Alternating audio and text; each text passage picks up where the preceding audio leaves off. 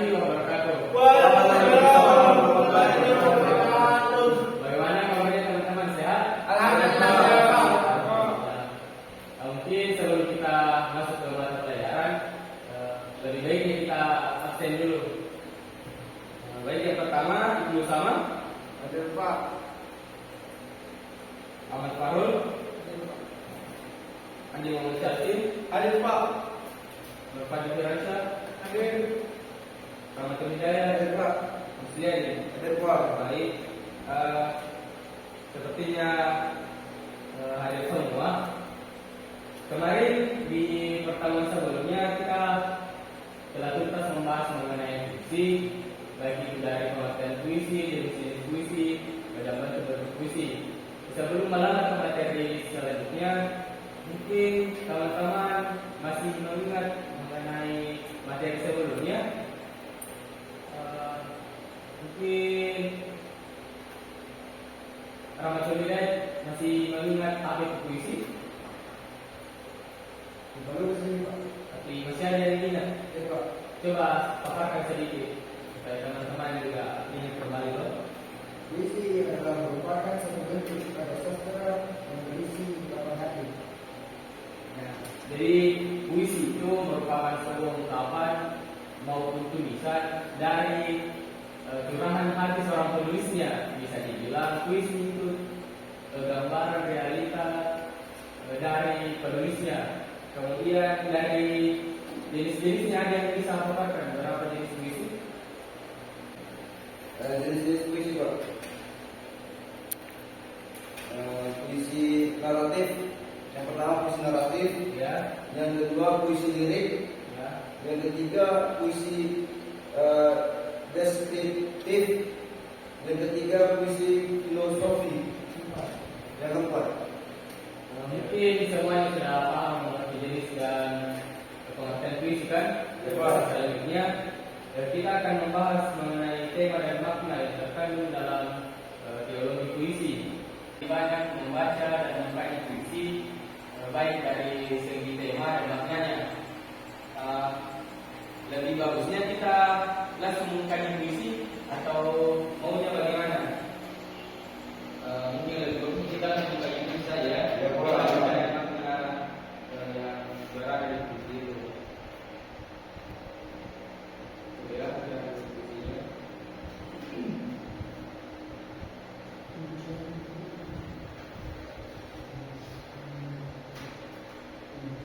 Kita akan mengkaji sebuah puisi dari segi makna dan temanya.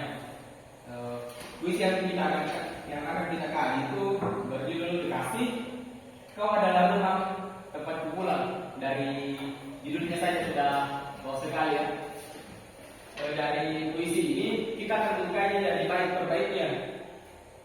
Yang bait pertama kan itu kelak.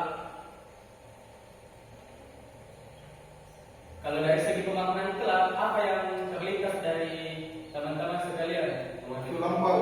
Waktu lampau. Waktu lampau. Sesuatu yang akan terjadi ke depannya. Kau akan menyadari. Kau akan menyadari.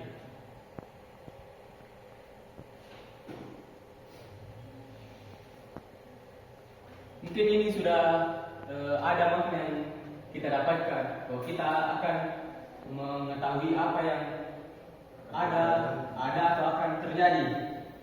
Kemudian yang bait ketiga itu apa yang sebenarnya lebih berarti. Apa yang sebenarnya lebih berarti? Dari segi pemaknaannya kita akan mengetahui dari sekian banyak hanya satu yang lebih berarti. Jika satu ini apa yang sebenarnya dapat dimaknai di sini? Di mana kelak kau akan menyadari apa yang sebenarnya lebih berarti. Ini katanya ada 3 bait, tapi maknanya mungkin hanya sebegini. Kalian paham kan? Paham. Kemudian dari ketika kalian membaca puisi, setiap kata yang kalian ucapkan harus sempurna dari cara pengucapannya. Karena Karena apabila pengucapan dari kata per kata ini tidak sesuai dengan makna yang tersirat dalam puisi, maka maknanya akan tidak merujuk pada apa yang ingin disampaikan kepada penulis puisi. Nah, makanya ketika kalian membaca puisi, kalian harus benar-benar memperhatikan pengucapan dari kata per kata. Di selanjutnya itu bukan tentang sebuah rumah. Bukan tentang sebuah rumah. Agak lucu sebenarnya di bait pertama di kedua, karena dari judulnya saja kau adalah rumah tempat pulang, tapi di sini dia mengejek kita dengan mengatakan bukan tentang sebuah rumah. Jadi kira-kira ini sebut tentang apa? Nah, itulah indahnya sebuah puisi apabila kita memaknainya dengan baik.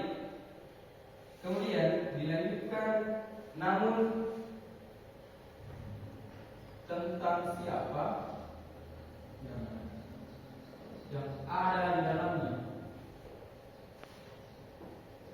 Nah, yang ini bisa bermakna random, di mana namun tentang siapa yang berada di dalamnya. Bisa juga mengenai keluarga, mengenai asmara, romansa. Tetapi apabila anak muda zaman now sekarang yang baca, dia pasti akan berpaling ke romansa, karena tempat pulang bagi mereka itu adalah pacarnya. Kemudian selanjutnya itu bukan tentang seberapa bahagia kamu di hidup, bukan tentang seberapa bahagia kamu hidup. Dilanjutkan dengan namun bersama siapa kamu menikmatinya. Nah, ini yang paragraf terakhir itu sangat bermakna, dan tanpa ada kata terakhir itu mungkin semua puisi ini tidak akan bermakna yang lebih jelas. Karena namun bersama siapa kamu menikmatinya. Nah, di situ sangat jelas bukan tentang rumahnya, dan namun tentang siapa yang ada di dalamnya, tentang siapa yang engkau temani. Nah, mungkin jelas, toh? Ini sebuah puisi yang bisa kita redamkan, baik itu di keluarga dan maupun romansa. Mungkin dari segi pemaknaan agak sulit sebenarnya memaknai puisi, kan? Karena setiap kata itu tidak bisa kita asal translate seperti waktu lampau. Bisa juga hal-hal yang akan terjadi di depannya. Kita mencari makna yang memang sebenarnya untuk merujuk semua kata per kata dari sebuah puisi. Dari sini mungkin teman-teman sudah mengerti bagaimana memaknai sebuah puisi. Mengerti Pak? Kita tidak bisa memaknai puisi langsung semua fungsinya, tapi kita memaknai bait per bait agar pengantar-pengantar dari bait per bait bisa merujuk juga ke akhir. Karena dari sebuah puisi, akhirlah yang menentukan semua makna puisi. Nah, kemudian selanjutnya untuk adanya interaksi, ada tugas yang saya berikan pekan lalu, kan? Setiap orang disuruh membaca puisi. Siapa yang ingin pertama kali membaca puisinya dengan memperhatikan bagaimana pengucapan dari puisi? Mungkin dari Andi Muhammad Cantin, ya Pak, mungkin bisa membacakan tugas puisinya. Ya, mungkin baca puisi apa? Baca ini Pak. Indah sekali. Silakan dibaca karena pemaknanya indah sekali. Hujan di bulan Juni, tak ada yang lebih tabah dari hujan bulan Juni. Dirasakannya rintik rindunya kepada pohon berbunga itu. Tak ada yang lebih bijak dari hujan bulan Juni. Dihapusnya jejak-jejak kakinya yang ragu-ragu di dalam itu. Tak ada yang lebih arif dari hujan bulan Juni. Dibiarkannya terucapkan, diserap akar pohon bunga itu. Terima kasih Pak. Berikan dulu kepada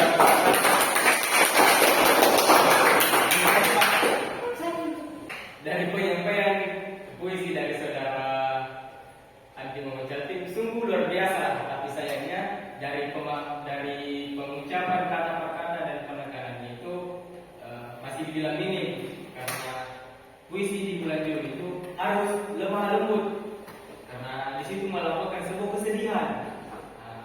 mungkin kedepannya bisa lebih diperbaiki ya. Ya Pak. Dari tugas itu kita juga bisa mendapatkan bahwa membaca puisi itu tidak gampang. Kita harus memperhatikan yang namanya vokal dan ekspresi. Ekspresi dan vokal itu sangat penting juga dalam membaca sebuah puisi. Makanya kedepannya kalian membaca ulang puisi dengan memperhatikan ekspresi dan vokal kalian. Saya katakan kalian semua remedial ya. Ingat ini tugas untuk pekan depan ya. Mengulang kembali membaca puisi dan memperhatikan ekspresi dan vokal. Kalau begitu jam juga sudah selesai. Sekian dan terima kasih. Assalamualaikum warahmatullahi wabarakatuh. Waalaikumsalam.